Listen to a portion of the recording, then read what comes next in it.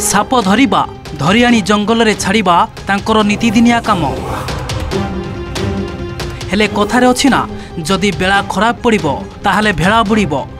ठीक सेमिति किछि कहूछि आपणक सम्मुखरे थिबा एही दृश्य। भल करी प्रथमे एहाकु देखंतु।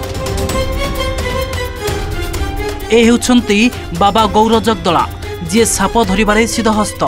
किंतु आजी तांको बेला खराब। साप धरी जंगल को छाड़िबा को जिबा बेले हठात थाना रे तांकर किछि काम पड़िला। से अटकी गले। आउ काम सरिबा परे बाबांकु सापटी को देखाइबा को किछि लोक अनुरोध कले। बास तापरर दृश्य आपणक सम्मुखरे।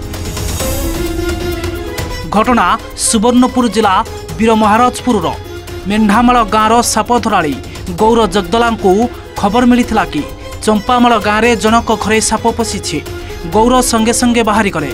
सेठारु सापटी को धरिबा परे वीर महाराजपुर थाना रे अटकी गले। थाना काम सरिबा परे से सेठारे उपस्थित किछि पुलिस कर्मचारी और अन्य लोकंकु साप देखाइबा को आग्रह प्रकाश कले। एणु साप को डबा भितरु बाहर करुथिले। किंतु टिके नजर हटिबारु सापटी चोट मारिथिला। खाली मारि नथिला, कामुड़ी धरिथिला।